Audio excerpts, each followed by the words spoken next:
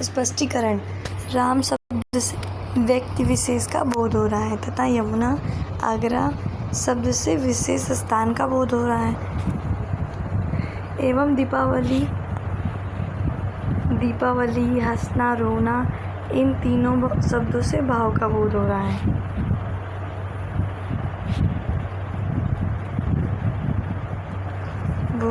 बोध हो रहा है, इसलिए उपयुक्त सभी शब्द संज्ञा के अंतर्गत आते हैं। दूसरा प्रश्न है आपका, समास विग्रह किसे कहते हैं? किन्हीं 3 समास के नाम तथा उनके एक एक उदाहरण लिखिए।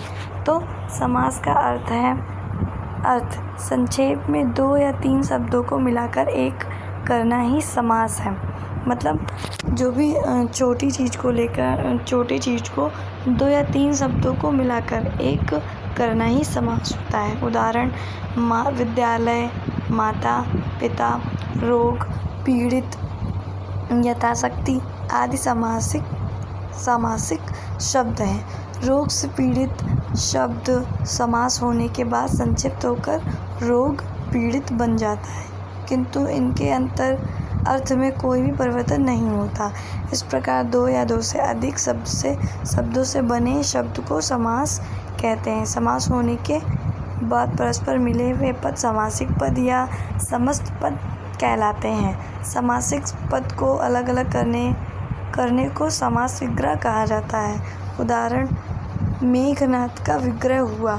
मेघ के समान नाद है, जिसका प्रत्यय औपसर्ग की भांति समास की रचना का महत्वपूर्ण साधन है। सबसे पहला समास द्विगु समास, दूसरा द्वंद्व समास, तीसरा बहुव्रीहि समास। द्विगु समास का उदाहरण, चौराहा, 4 राहों का समूह। द्वंद्व समास का उदाहरण, माता पिता, माता और पिता।